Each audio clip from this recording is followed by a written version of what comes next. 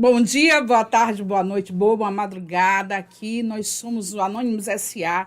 e estamos com um episódio especial para você. Claro que antes da gente poder apresentar as nossas convidadas, eu vou estar pedindo para você fazer o triplo C. Curta, comente, compartilhe. Esse episódio é do babado, né, Fernando? Vamos lá, hoje eu vou ficar nervoso, né? Estou nervoso, particularmente. Não se reprima, não se reprima. Acontece.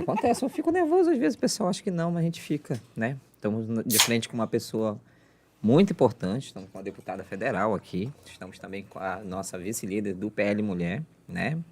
Então vai ser vamos dizer assim, um episódio bastante político, né? Vamos falar de política, não vamos falar mal de pessoas, senão a gente vai ser cancelado, então vamos tomar cuidado com o que a gente fala. Com 40 seguidores, com 400 caras. Já, não sei, vai que o Xandão assista e queira me cancelar. Eu não quero ser cancelado. Então, vou pedir para as nossas convidadas se apresentarem, né? Para o nosso público poder conhecer, certo? Gostaria de se apresentar, meu amor? Eu sou a Silvia Wayampi, deputada federal eleita pelo estado do Amapá. Eu sou uma mulher do norte, uma mulher da Amazônia brasileira e que defende todo o povo do norte. Então, eu defendo o povo tanto do meu estado, aqueles que votaram em mim, como aqueles que não votaram em mim. Eu defendo o povo de outros estados, porque todos nós vivemos uma única história, né? Uma única forma de administração de governos. E todos os impactos sempre caem em cima do povo do norte. Então, eu digo que eu represento todo esse povo. Eu sou Amália Lima, sou paranaense, mas Paraopebas nasceu no meu coração. Então, hoje eu sou vice-presidente do PL Mulher em Paraopebas. Estou aqui com muita vontade de lutar pelo povo do Pará, pelo povo do Brasil. Eu sou meio polêmica também, né? Tenho minhas convicções, tenho meu caráter, tenho minhas bandeiras de defesa. Bandeiras, né? Minha bandeira de defesa é a bandeira do meu país. Então, amo a Silvia, maravilhosa, sigo ela assim. Sim. Nossa, conheci ela hoje, mas assim, conheço já do Instagram, mas é a nossa deputada. Eu vou transferir meu título lá para faz uns 2 dias que eu não consigo dormir. Não, dormir para quê? A gente não dorme. Mas por que tu não dormias? Por causa de ti.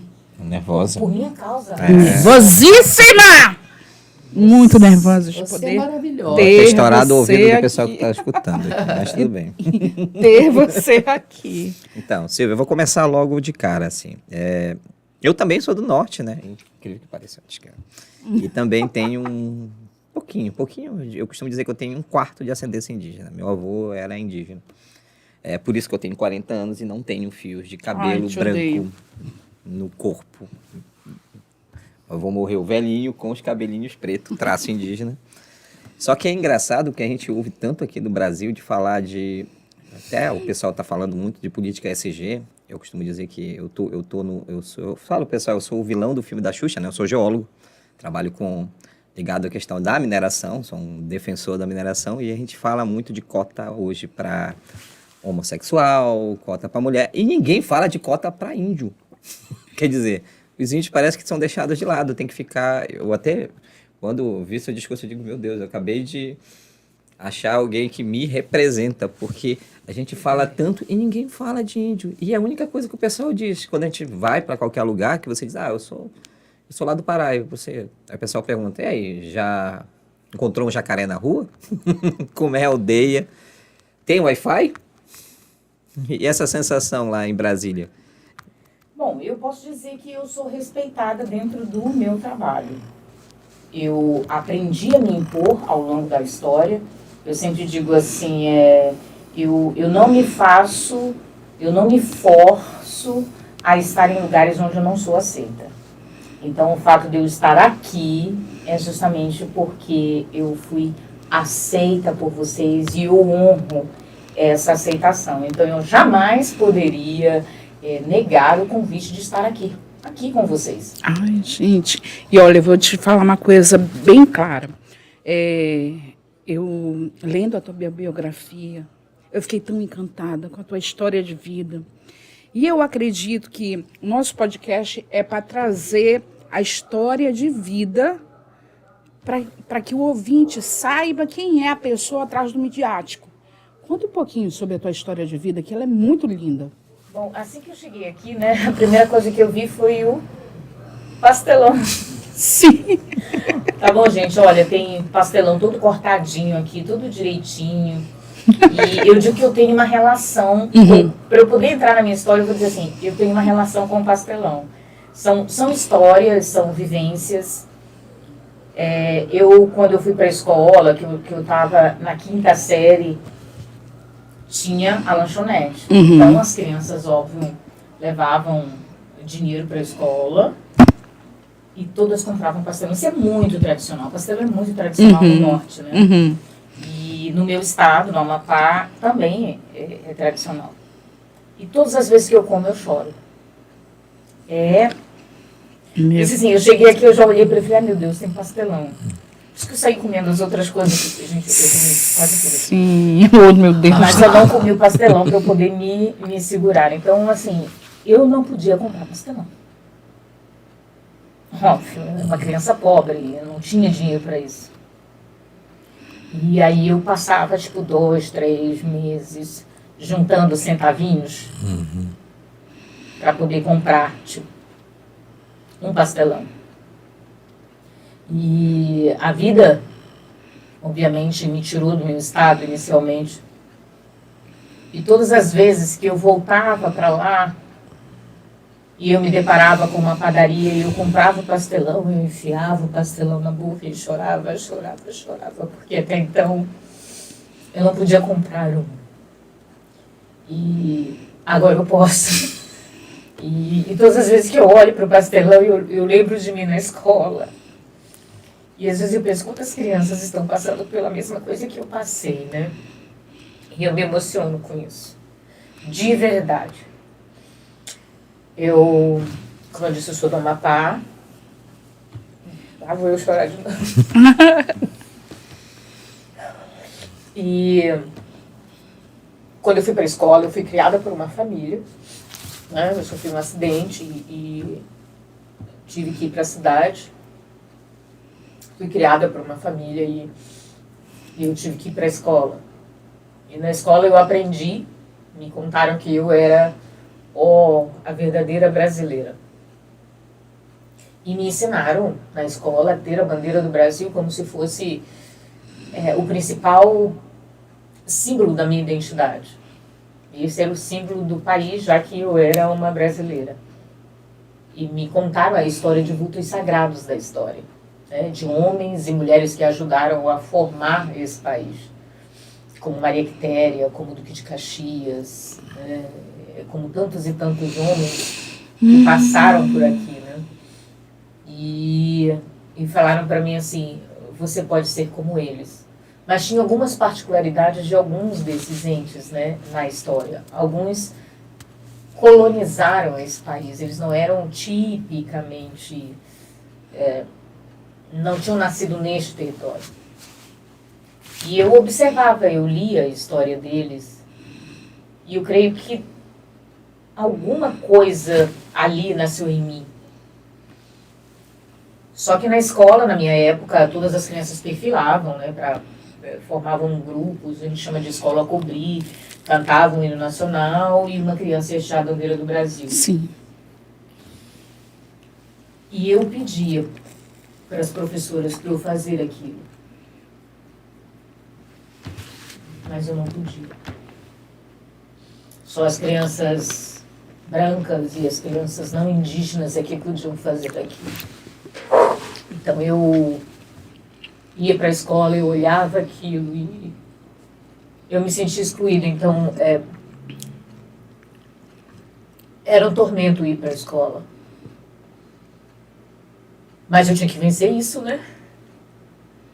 Então eu prometi para mim mesma enquanto cantava o hino nacional com as outras crianças e sempre olhando, vendo que outras crianças iam no lugar daquela brasileira. E aí eu prometi para mim mesma que custasse o que custasse, um dia eu hastearia a bandeira do Brasil e um dia o meu país sentiria orgulho de mim. Eu levei 30 anos a realizar um sonho. Eu achei a bandeira do Brasil na abertura dos Jogos Mundiais Militares em 2011. E ali não foi para os professores, foi para o mundo. E as pessoas viam uma mulher, a primeira mulher indígena a ser oficial das Forças Armadas brasileiras. Não era uma mulher, era uma menina de 6 anos, presa nesse corpo, sabe? E aos 14 anos, eu percebi que o meu estado, que o norte brasileiro, ele não podia me dar aquilo que eu sonhava, aquilo que eu queria. Então eu larguei tudo e fui ser mendiga no Rio de Janeiro. Deus. Conheci a violência, conheci a maldade, mas eu decidi não fazer parte dela. Porque se eu era brasileira e eu podia ser como aqueles vultos históricos, o que eu faria aqui? Então hoje eu posso dizer que eu não acredito em vítimas da sociedade, eu acredito que pessoas têm escolhas. E eu escolhi não ser uma criminosa. Eu vendia livros e revistas velhas, e tudo que eu tinha era como lembrança da minha terra era uma pedra. Pedra. Qualquer pedra. Uma pedra. E eu vendia aquela pedra. Uma pedra que eu peguei no rio e disse que aquela pedra ela era mágica. Que ela podia mudar a história de quem a tivesse. E com aquele dinheiro eu comi 2 semanas. E com essas vendas, aí fui trabalhar no Círculo do Livro, fui vender livros de porta em porta, em suma. Até conseguir fazer, até estudar. Né? Eu fiz o meu 2º grau no Rio de Janeiro. E a minha vida foi meio que mudando ali. Né? Óbvio que eu enfrentei dificuldades. Óbvio que eu... Às vezes as pessoas perguntam para mim, você sofreu algum preconceito? E eu respondo, olha para essa cara. Eu sou uma mulher do norte. Nós somos diferentes. Olha a nossa cutis. Independente de você ser indígena, ou você oficialmente estar dentro de uma aldeia, ou você estar urbano, essa cara aqui já chama a atenção. Não só a cara, o tamanho também, né? É. Atrapalha muito a gente não ser alto. Pigmeu. Acabou a história. Desculpa, é que se eu deixar, eu vou acabar quebrando aqui. Eu não volto depois, não é possível. Em suma, eu resolvi estudar, né? Então, estudei. A minha primeira formação foi em artes. Eu conheci um grupo de poetas e escritores que me incentivaram a estudar artes, que me incentivaram a falar, a me expressar, que me orientavam. E um dia, voltando do trabalho, eu já tinha tomado café demais, estava acordada, falei, eu vou sair para caminhar. Calcei um tênis e fui para a rua. Era de madrugada, 5h30 da manhã, e eu fui estuprada. Eu tentei correr, mas eu não consegui. E aí eu prometi para mim mesma que nunca mais eu seria tocada daquele jeito. Então, no outro dia, isso aconteceu num sábado, então no domingo eu resolvi enfrentar os meus próprios demônios. Calcei um tênis e falei, agora você vai aprender a correr. E eu passei a correr. Até que um dia uma mulher me viu correndo e perguntou, por que você corre tanto? Você está treinando para a competição? Não. E aí ela me convidou para integrar um grupo que ia participar de uma competição no aterro do Flamengo, e eu fui. E aí eu fui o 7º lugar geral da prova, eles premiavam os 10 melhores e ninguém me conhecia. E aí um técnico do Vasco da Gama olhou para mim e falou assim, quem é teu treinador? Eu falei, ninguém. Você corre onde? Na rua. Você não quer fazer um teste pro Vasco? Eu falei, faço. Fiz o teste pro Vasco, passei e acabei virando atleta profissional. E aí eu fui fazer a minha 2ª graduação e foram as minhas pernas, que não sabiam correr, que pagaram todos os meus estudos. Os meus alunos, eu sou professora universitária da UEPA, né? Os meus alunos mandaram um forte abraço. Eles estão no primeiro período de fisioterapia. São de 17, 18 anos. Aí eu falei, disse, eu vou entrevistar uma fisioterapeuta bastante renomada. Aí ela disse, dela é de qual área? Eu digo, calma, na entrevista vocês vão saber. Então, e por que eu decidi estudar fisioterapia, né? Eu ganhei uma bolsa de 100% numa competição. Nossa. E eu podia escolher jornalismo, até porque eu falava bem, eu poderia escolher o direito, eu poderia escolher arquitetura, engenharia, mas eu decidi ir pela fisioterapia porque anteriormente, por tradição, povos indígenas sacrificavam crianças que nasciam com problemas. Sim. E a fisioterapia, para mim, ela seria uma forma de dizer para o meu povo que nós não precisamos mais sacrificar as nossas crianças. Então, a prática do infanticídio em algumas etnias, elas ainda persistem. Persistem porque o povo não tem esperança. Porque o povo não sabe que existe uma ciência, que é a fisioterapia, que ela pode reabilitar pessoas. E aí a fisioterapia entrou na minha vida. Como eu era atleta profissional, eu me foquei única e exclusivamente nas áreas do esporte. Então, fiz especialização em anatomia, biomecânica, eu fiz especialização em fisiologia do exercício. E fui fazer o meu mestrado em radiofarmácia. Uhum. Eu pesquisava a interação de drogas com radiofármacos. E meu marido, na época, eu já estava casada, meu marido falou assim para mim, olha, larga tudo, larga seu trabalho com atletas profissionais, larga tudo, se dedica apenas à sua pesquisa. E eu fiz isso. Ele também era um atleta profissional, era um atleta renomado, nutricionista. Ele iria viajar para defender o Brasil, né, para o Mundial, na Itália em 2007, a viagem dele era no dia 4 de abril, no dia 30 de março ele foi sequestrado e assassinado. E lá fui eu passar fome com os meus filhos. Então, assim, a minha vida ela sempre foi uma vida de muitas... Eu caí várias vezes. Eu fui pro zero várias vezes e eu tive que me refazer e me reinventar várias vezes. Então, depois que meu marido morreu, 3 anos depois, eu passei para o Exército, passei para a Marinha e eu escolhi o Exército porque a minha pele é verde oliva. Oh, gente.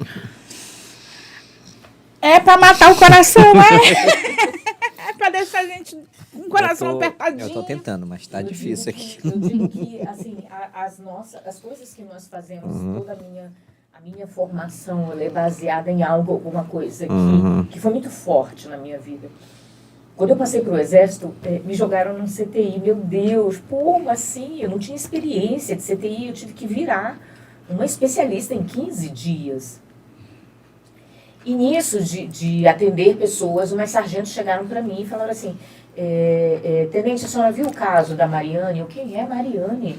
A menina de 10 anos que veio do Mato Grosso, que vai operar um tumor na coluna. E eu falei, não, ela tem um sonho de comer um Big Mac. A senhora que consegue roda o hospital inteiro, será que a senhora não consegue?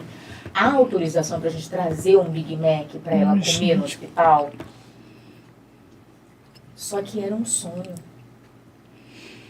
E assim como eu também tive um sonho, e quando eu entrei para o Exército em 2011 e hasteei a bandeira do Brasil nos Jogos Mundiais Militares, eu acreditei que o sonho daquela menina valia muito. Uhum. E então eu levei eu entrei em contato com o Instituto Ronald McDonald e eles mandaram o ator principal no hospital para que ela comesse o Big Mac. Meu. E ela foi uma criança que foi muito importante para mim, né? A Mariane acabou se tornando a minha melhor amiga de 10 anos. Oxe. E ela operou, ficou sem andar, obviamente. Eu fui para a cidade dela, no Mato Grosso. E aí um dia o pai dela me liga. Eu acabei criando uma relação muito feliz com a família. E aí o pai dela me liga dizendo que ela teve sepse por infecção urinária. Meu Deus. Estava em coma e sendo transferida numa UTI aérea para o Rio de Janeiro. E aí eu falei para ele, eu vou para o aeroporto e eu vou esperar por ela, porque ela é a minha melhor amiga. Eu, uma adulta, com uma melhor amiguinha, com 10 anos. E horas depois ele me ligou dizendo que o avião havia retornado porque ela havia falecido no espaço aéreo. E eu não estava do lado dela para segurar a mão dela. E eu me lembrava do sonho dela, eu me lembrava das coisas dela. E eu me culpei por não estar com ela. Mas o que eu entendia de transporte aeromédico? Nada. Então eu falei assim, então eu vou estudar isso.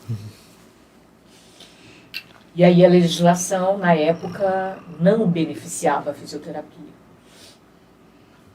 E eu insisti muito. Entrei em contato com o IESP, que fazia formação junto com o Águia de São Paulo. Consegui convencê-los de que eu merecia fazer aquela formação. Então eu me formei em transporte aeromédico, adulto, neonatal, pediátrico e resgate aeromédico, por causa da Mariane. Para que, a partir dessa ciência, nós, enquanto fisioterapeutas, pudéssemos acompanhar essas crianças ou os nossos pacientes e caso eles viessem a falecer, eles tivessem alguém para segurar a mão deles. Minimamente, né? Então, em 2013, eu perdi uma amiga minha, que foi passar a lua de mel em Santa Maria, ela morreu na Boate Kiss, uma médica. E havia uma área que atuava nessas questões de envenenamento químico, a maior parte das pessoas ali morreram por envenenamento por monóxido de carbono. Sim. Então eu insisti de 2013 até 2016 para estudar defesa química, biológica, radiológica e nuclear. E sempre diziam, essa formação não é para vocês. E em 2016, eu acabei me tornando a chefe do Serviço de Medicina Física e Reabilitação e Fisioterapia do Hospital Central do Exército. Eu E li. com o poder da caneta, eu autorizei, pedi outras autorizações para que a gente pudesse fazer a formação. Em 2017, em março de 2017, nós formamos a primeira turma de QBRN do Brasil, de fisioterapeutas e fonoaudiólogos na América Latina. Em 2016, anteriormente, como eu disse, assumi o serviço de fisioterapia, né, do hospital e eu fundei o primeiro serviço de fisioterapia de emergência do Brasil. Em 2019, nosso conselho reconheceu a atividade do fisioterapeuta a partir da resolução número 501. Né? Então, tem todo um trabalho de pessoas e pessoas desafiando as circunstâncias, né, na saúde para poder garantir a formação dos nossos profissionais. E em 2017 eu fui condecorada pelo meu conselho com a Comenda Fernando Lemos, que ela é destinada àqueles que marcaram a história da saúde no Brasil. Então, com 1 ano e meio de chefia, eu recebi essa comenda. Mas a minha formação ela não ficou presa apenas na questão do DQBRN, do transporte aeromédico. Eu fui fazer formação em resgate, eu fui fazer formação em salvaguarda e segurança pela ONU. Eu fiz a minha formação, eu também sou paraquedista. Né? Nossa. Mil e uma utilidades. Eu tenho a formação em política e estratégia pela Escola Superior de Guerra. Eu me formei em liderança estratégica pela Escola de Comando e Estado-Maior do Exército Brasileiro e acabei sendo convocada pelo ex-presidente da República, Jair Messias Bolsonaro, para fazer a sua transição de governo. Então, o Bolsonaro ele convocou, na época, 4 mulheres para fazer a sua transição de governo e eu fui uma delas. Em 2018 ou a saída agora? 2018. Ah, tá. E em 2019 eu me tornei secretária nacional de saúde e atuei sendo secretária da saúde indígena. E tudo aquilo que a gente aprende na vida, a gente tem que devolver para a sociedade. E, então eu resolvi montar uma equipe, assinar um termo de cooperação com a ANAC, com a Infraero, com a FUNAI, com o Ministério da Saúde, para que nós pudéssemos homologar pistas de pouso no Brasil e levar saúde em lugares inóspitos, em aldeias indígenas, levar essas equipes de saúde com segurança. Em 2019, eu, no período de 6 meses, homologuei 28 pistas de pouso. E eu digo que foi a Mariane que deu esse presente para o Brasil, que deu esse presente para tantos e tantos lugares. Em suma, depois eu me tornei conselheira nacional de promoção da igualdade racial. Ajudei a povos quilombolas daqui de Bujaru. Atuei com povos ciganos no Ceará, com judeus em Roraima, com quilombolas no meu estado. E aí, a ministra Damares, na época ministra, uma vez a gente conversando, ela colocou a mão no meu braço e disse: você precisa de um mandato. E, estrategicamente, eu analisei cada um dos meus possíveis adversários, não no meu estado. Eram os nacionais, aqueles que eu enfrentaria, aqueles que poderiam me contrapor. Então eu vi, por exemplo, que a Marina Silva, ela era candidata por São Paulo. Eu vi que a Célia Chacriabá, natural de São Paulo, estava se candidatando por Minas. A Sônia Guajajara, no Maranhão, estava se candidatando por São Paulo. Eu falei, não, eu não posso me candidatar por um estado que não seja o meu.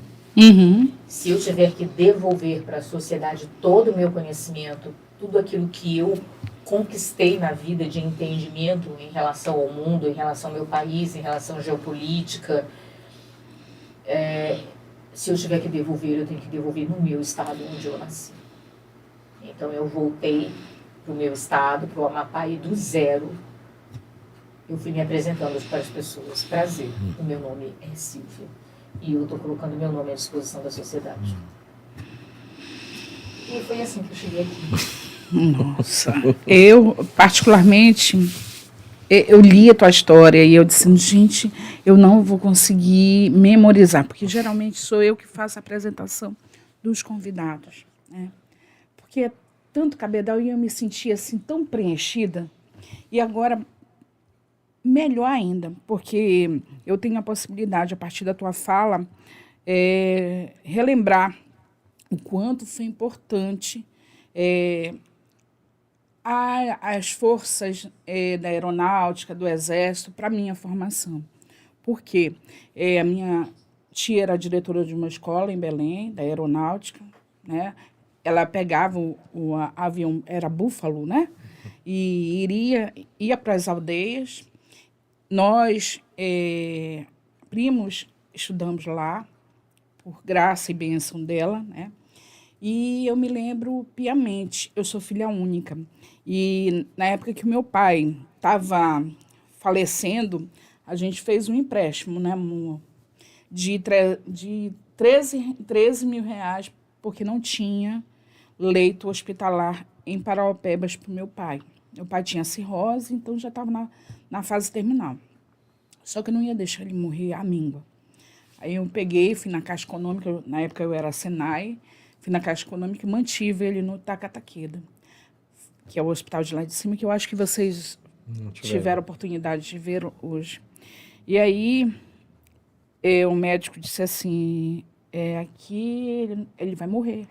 Eu disse, eu tenho certeza que ele vai morrer. Ele é uma doença crônica. Ele está na terminalidade de vida, ele está palhando. E eu, só para quebrar as coisas, foi a Missão da Misericórdia que veio fazer a transferência dele. O pessoal da aeronáutica veio com todo o aporte, fisioterapeuta, médicos, enfermeiros, vieram fazer todo o traslado dele para Belém, aonde ele tinha maior suporte de especialista para sobreviver mais um pouco. Então, eu sou extremamente grata ao pessoal da saúde, das Forças Armadas, porque eu não teria condição de levar meu pai. E era o homem que eu mais amava na vida. Eu até falei esses dias para um outro convidado, eu disse, gente, ele era tão importante para mim que se eu fechar os olhos e respirar fundo, eu sinto o cheiro do cabelo dele. Então, muito obrigada por você ser a pessoa que representa aqueles profissionais que eu, porventura, não tive a oportunidade de agradecer, porque foi tudo tão de repente. Muito obrigada mesmo. E que, assim, essa tua força, esse teu poder, essa tua garra de fazer do sangue dos próprios joelhos, né, se tornar vívido e lutar por todos nós. Isso aí, você me representa como pessoa, como mulher, como uma pessoa que tem uma formação, né? E me representa o nosso povo dignamente. E eu estou chorando.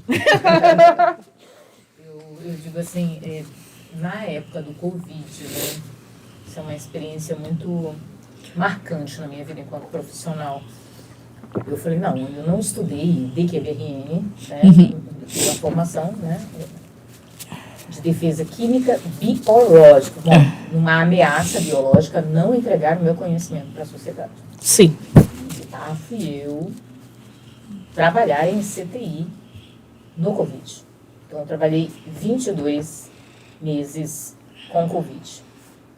E eu me doava muito. Eu fazia horas extras e mais extras e mais extras, porque eu queria ajudar os meus pacientes, né? Enquanto o corpo suportava.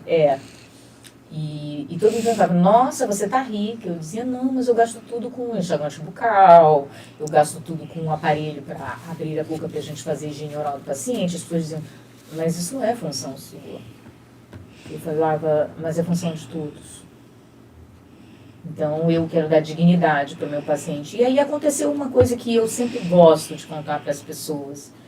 Obviamente, quando você vive o sofrimento e muitas das vezes alguém faz com que você lembre a sua história e você acaba transferindo sua emoção, né, seus sentimentos para aquela pessoa.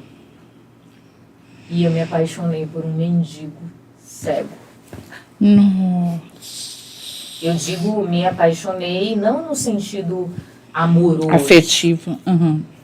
Mas uma enfermeira chegou para mim e disse, olha, naquele quarto, naquele isolamento, tem um paciente traqueostomizado que veio transferido de um outro hospital, mas não entra lá que o cheiro não é bom. Ele é cego, ele fica com o olho aberto o tempo inteiro, eu fico com medo dele. Aí eu olhei e eu fui atendê-lo, porque eu era obrigada a atendê-lo, ele era, acabou virando meu paciente. Mas ele era um mendigo e eu fui mendiga. Então eu cuidava dele, o melhor cuidado que eu podia oferecer para alguém. E lá estava eu cuidando dele, e mesmo ele sedado, eu conversava com ele. E quando a sedação ficava superficial, ele reconhecia a minha voz.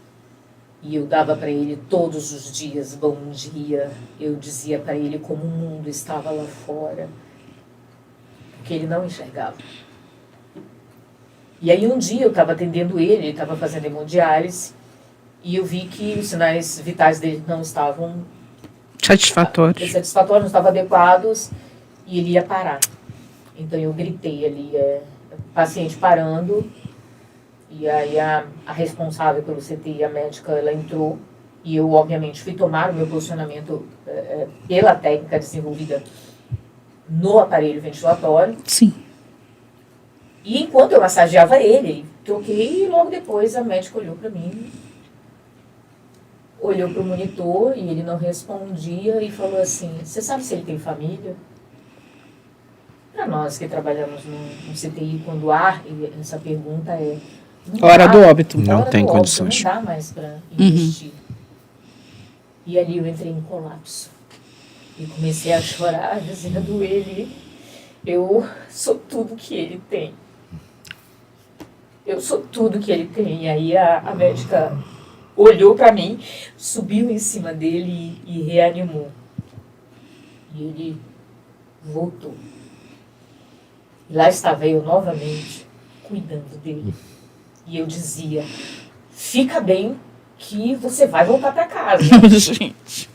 E aí teve uma hora que, como se eu tivesse escutado uma voz que falou para mim: que casa? Que casa? E eu percebi que ele estava vivo por minha causa. Era eu quem mantinha ele vivo. E aí eu percebi o quanto que eu estava sendo injusta com ele, porque se ele tivesse alta, para onde ele iria? Que casa ele tinha?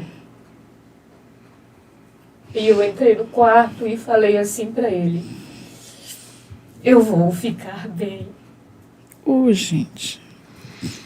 Eu vou ficar bem. Você não precisa mais cuidar de mim. Ali, naquela hora, eu descobri que era ele que cuidava de mim, não eu que cuidava dele. E eu fui embora para casa, e naquela noite ele partiu, porque eu iria ficar bem. E eu fiquei bem. Eu me emociono por causa disso. Então, assim, a saúde, lutar por pessoas, independente do ambiente onde elas estejam, seja no hospital, seja no campo, seja por questões sociais, isso me preenche e eu devolvo para a sociedade. E o que eu faço é isso, devolver para a sociedade. Eu acho que política boa que se faz é assim.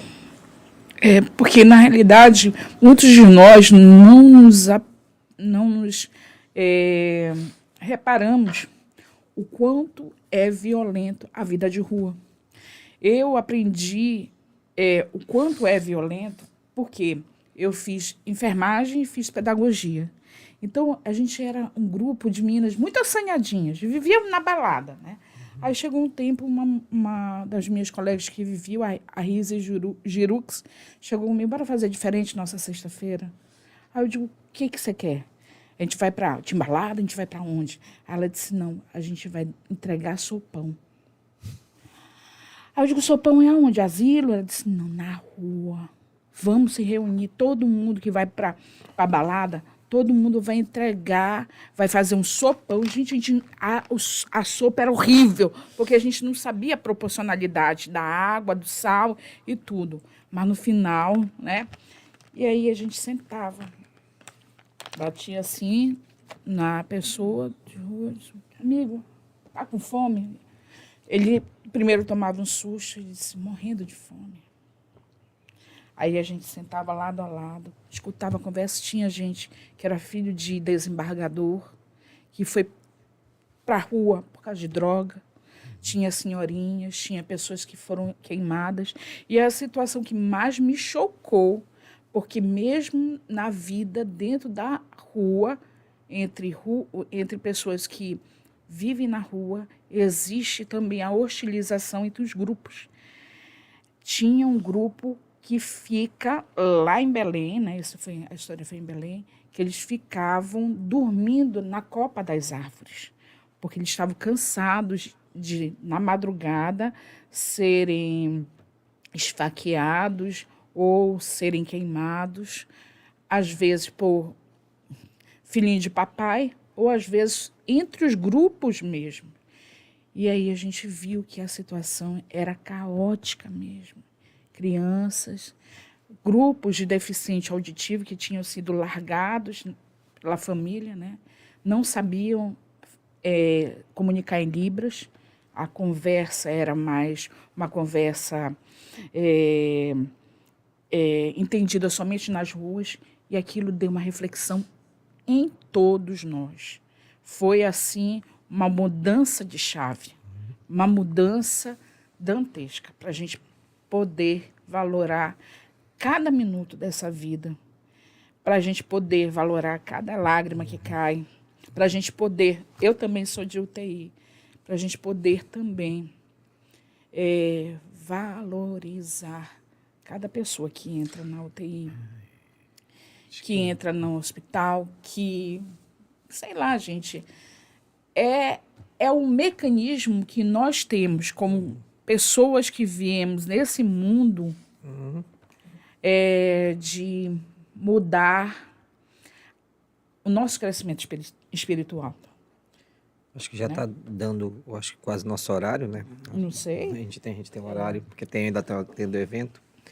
E Ele quer fazer N perguntas. eu não quero perguntar. Eu tô pedir desculpa, porque assim, eu tô tentando segurar tudo quanto é jeito. Eu disse para mim, não vou chorar. Porque você tá contando. E aí a gente tem um negócio dos gatilhos, né? E tá ativando eu me arrependi de ter trazido o pastel. Ativou muitos gatilhos. E eu dou aula hoje, eu trabalho no Senai. E há 2 semanas atrás, um aluno meu morreu na sala. Em sala de Ataque cardíaco fulminante. Eu passei 45 19 minutos anos. com ele, tentando reanimar. Ainda tá recente, sabe? Aí eu tô... Isso que eu tô falando. Eu tô tentando me segurar, porque eu normalmente sou bem emotivo, eu normalmente choro. Só que eu tô tentando... Hoje foi o último dia de aula com a turma, né? A gente tava conversando. Aí, segunda, eles vão começar com outros professores e aí eu vou para outra turma. Que, inclusive, é uma turma para formar para mineradora. Para a mineradora que tem aqui na região. A gente não vai fazer propaganda de mineradora aqui. Mesmo já tendo trabalhado lá um tempo.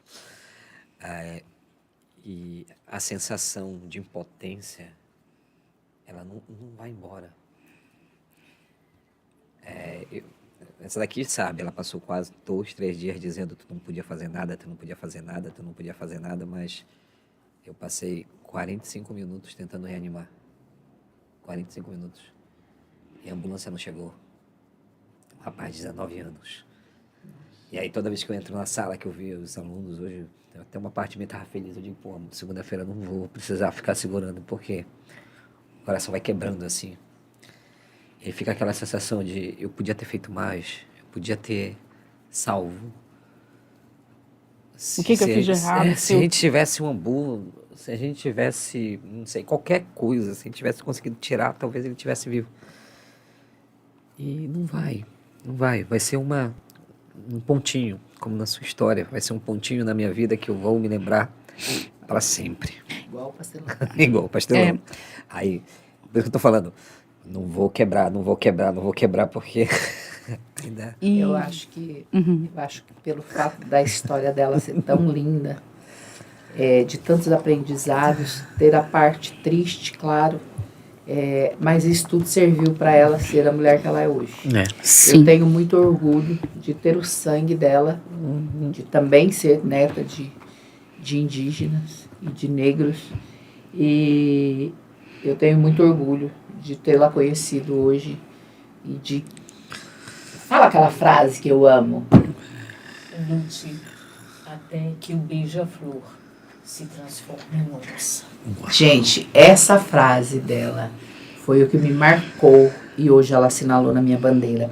Então, através da nossa presidente, que é a Cíntia Lima, que é a presidente do PL Mulher em Paraupebas, Geni Silva, que é a presidente do PL no Pará, a gente teve a honra de trazer ela aqui e de ter o respeito dela, de ter a companhia dessa pessoa tão maravilhosa, que não teve quem não encostou nessa mulher hoje, que não falou assim, gente, que mulher é essa? A gente estava no lugar agora e ela, que mulher é essa, Maria? Muito obrigada por ter me trazido ela aqui.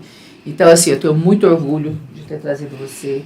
Se você um dia eu tiver a oportunidade de votar em você, de apoiar você, Vou mudar meu título para Amapá. Certeza, com certeza, eu vou amarrar minha bandeira do Brasil no meu pescoço e eu vou à luta junto com você. E que fique bem claro, tá, gente? Ela é uma pimenta. Ela chegou aqui em casa muito de alto astral. Só que, claro, a gente teve que remeter, como contar a história de vida. Sim. Aqui e ali eu vi que a vida dela é cheia de oportunidade de crescimento e oportunidade de ensinamento que eu tô. Vou passar esse episódio para os meus alunos de fisioterapia, que às vezes nem sabiam o que é fisioterapia, professora. Eu fiz, eu não sei. Fisioterapia. Mas as oportunidades da vida, ela fez acontecer. Porque hoje o jovem vê a oportunidade, mas ele deixa passar. Ela não, ela agarrou todas. Sim. Essa, na verdade, é a essência do. Não sei se você percebeu, nós somos anônimos. A essência do podcast é conhecer histórias. Inclusive, Kélia sabe, o projeto original meu que foi um projeto que eu comecei, a gente chamou para trabalhar, era entrevistar moradores de rua. Sim. Fazer o externo com moradores. Vocês A gente- uma ex-moradora. Então.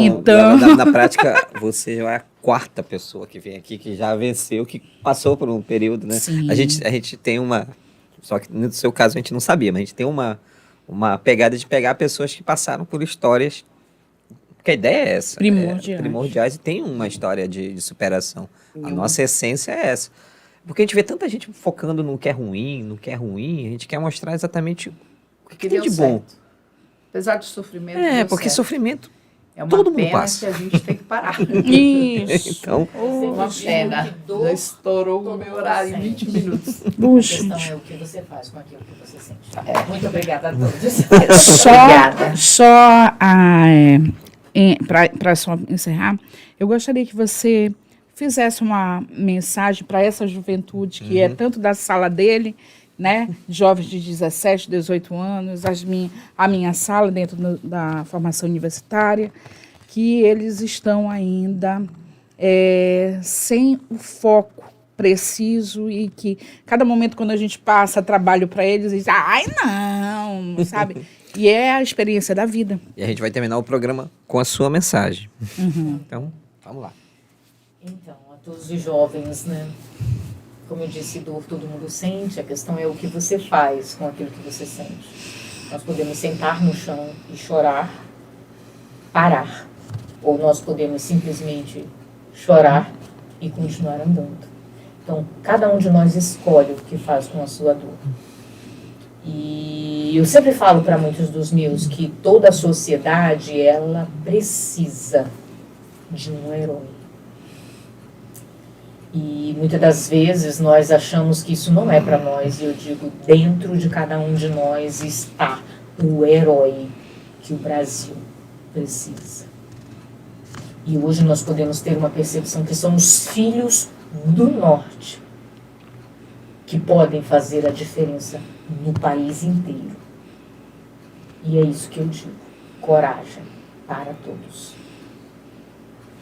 Gente, é primoroso. Então, só para terminar, um forte abraço, Deus abençoe e guarde, porque hoje tem evento, tá, gente? Estamos esperando vocês.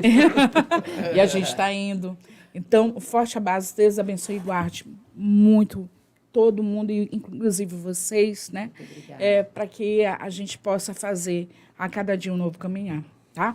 Então, beijo do gordo, da gorda, Beijo. todo mundo tá de olho nesse episódio. Cheiro, gente.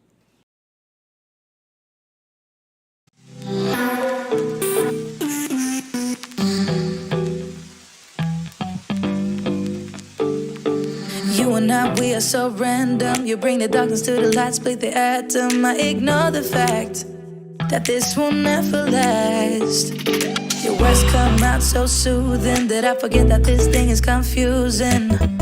Having such a blast, but don't ask where my head is at. Cause I'm cruising through the rush of us.